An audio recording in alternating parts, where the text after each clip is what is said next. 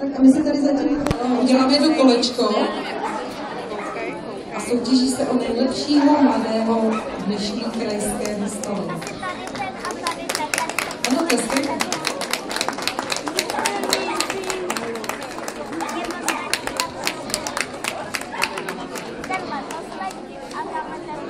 Takže teď jste viděli v pohybu ty větší, zástupce větších plemen.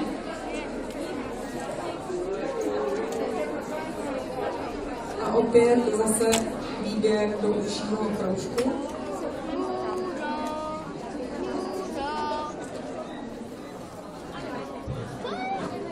Tam po těch schodech.